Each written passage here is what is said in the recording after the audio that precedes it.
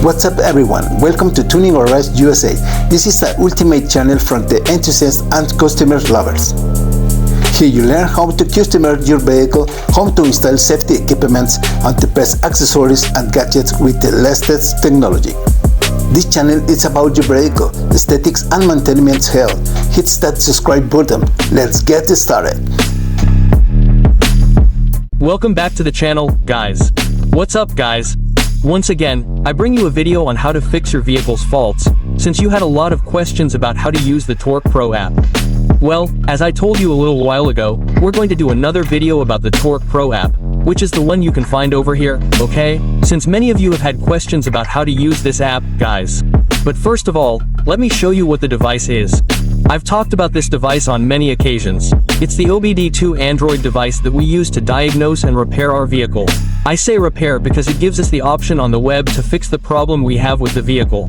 This one, I want to be a little bit clearer than the previous video because I see and I noticed that you had a lot of questions. You had a lot of questions about how to use it, and that from the beginning you told me that it didn't connect to your cell phone. Let me show you where this device goes. This goes in the slot on the computer. Let me show you down here. I don't know if you can see it there. Well, let me turn on the light. You can see it there. Okay, it's that little pink one. Now let me turn it on and see if I don't cover it a little bit. There it is. It looks on there. Let me turn it off. It looks on there, guys. That means it's connecting. So let me show you the application from this side. Anyway, let's open the vehicle switch so that the computer starts sending information to the diagnostic tool, which is the OBD2. First of all, we are going to configure it. As I said, we are going to configure it from scratch. There you have it. The tool is already connected down there. I already opened the vehicle switch. Now on the cell phone where we have the application installed, we go to Bluetooth. We turn it on. There it is, turning on Bluetooth. Those are the ones that were connected previously. Well, we click on search for device. It's looking around there. It should find it now, guys. There it found what it says DDX3 is the stereo. It already found the OBD2. We click on pair and it is already pairing it. We are going to wait. It is going to ask us for a password. The password. Well, usually all those devices are 1 2 3 4, or if not, it's 4 zeros. It's asking us for it there. We put 1 2 3 CU. We click on link. There it didn't go past the top part, it's already linked. Now we go back and we have the application here. Now we proceed to open it. It's already opened. This is the interface of the application.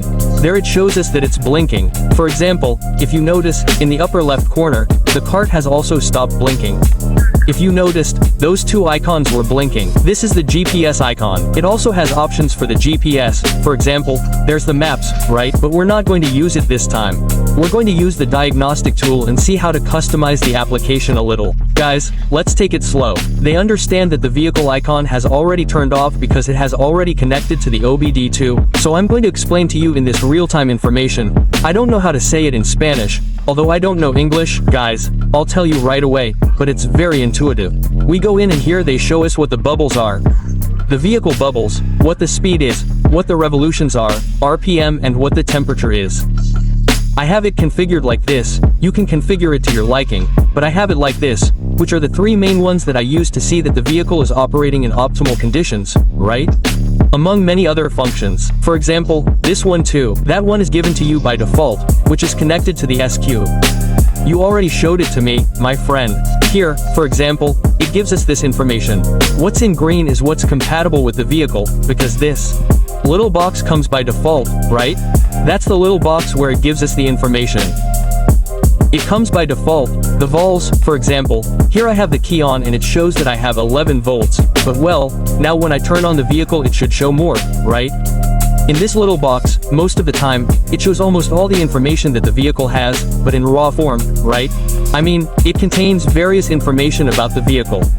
But as I said, the ones I like to use are the dials, right? Now let me pull the vehicle so you can see that all this information moves in real time. Give me a little bit, guys. And by the way, we can see that the checkpoint is going to stay on. The vehicle started there. And we can see that if I have a problem, the checkpoint stays on, guys. I had already made this video before, as I told you, but I hadn't done it in conversation because I haven't made some videos in conversation because my neighbor turns up the volume of her music too loud and YouTube erased the audio. I mean, it wasn't worth it, so that's why I did it that way. But anyway, let's go. I'm noticing that I also have the one on for a tire that's low. But anyway, I'll check that later, right? And we also see that I need fuel. Now let me go back and put what the application is here. For example, right here below it shows us the temperature, and here is the speed, and the small one there is the revolutions. That's the one I want to show you that moves in real time. For example, it's at 1000, below 1000 revolutions, about 800. There we increase it. Let's see if we can maintain it. There it's going up almost 3000.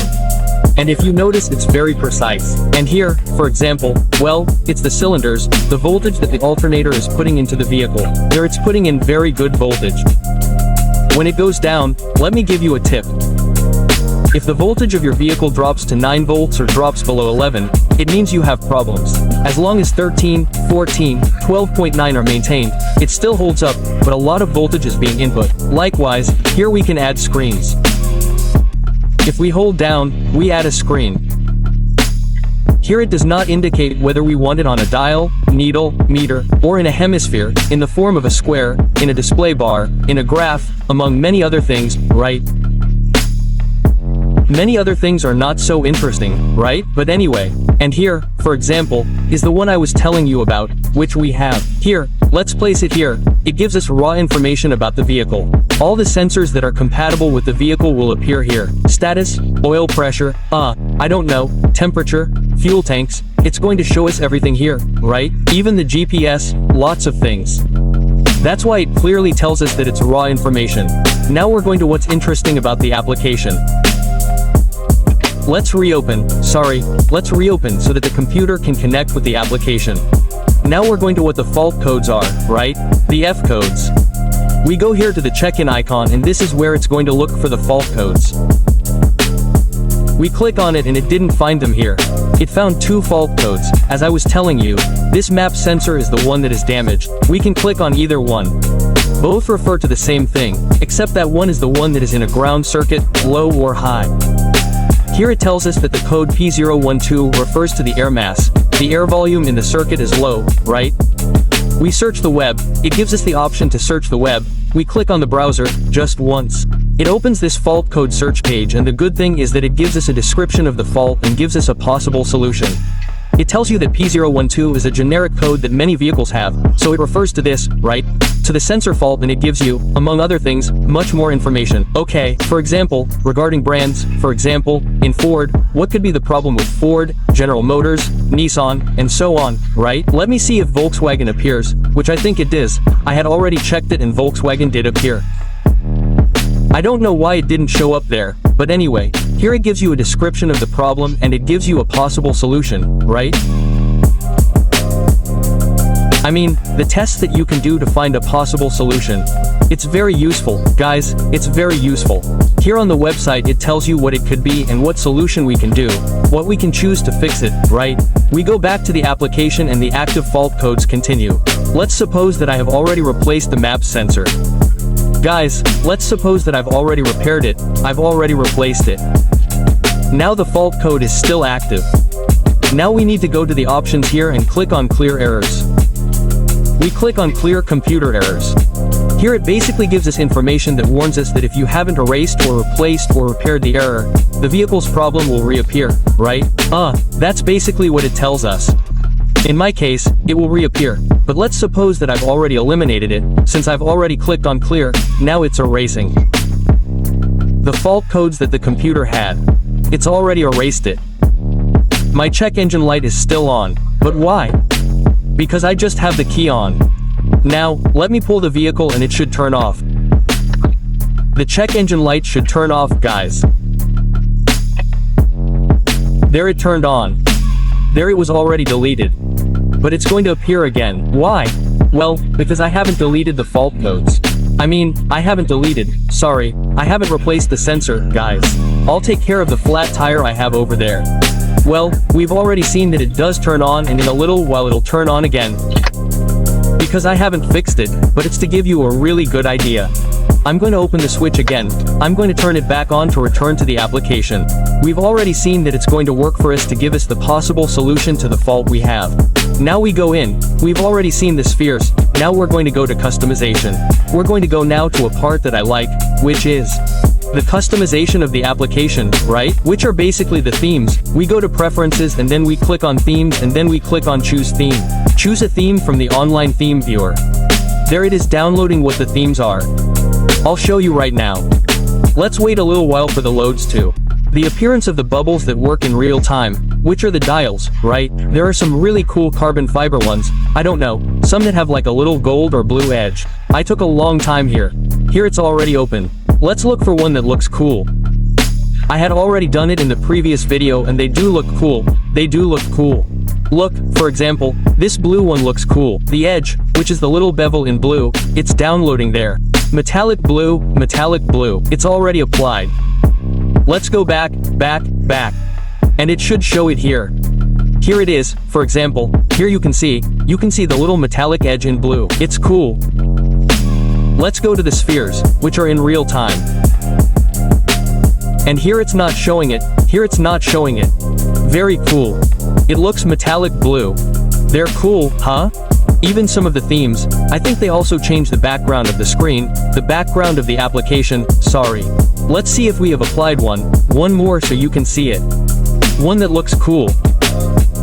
Look, there's also blue, which is the one we have, and there's also a gold one that's a cool reddish color. You can see this one. I had already put it in the other video where I didn't just talk about letters, but anyway, let's put it so you can see it in this new video.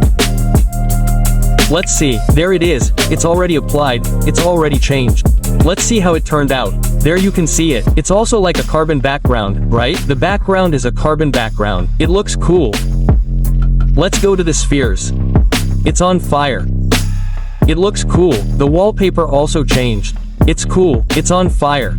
I also had a video out there where I showed you how to get this application for free. But fortunately I already managed to clone the application, so I'll leave the link in the description so you can download it completely free. This is the application. Remember, I'll leave it in the direct link, guys. Subscribe if you haven't already, guys, and see you next time.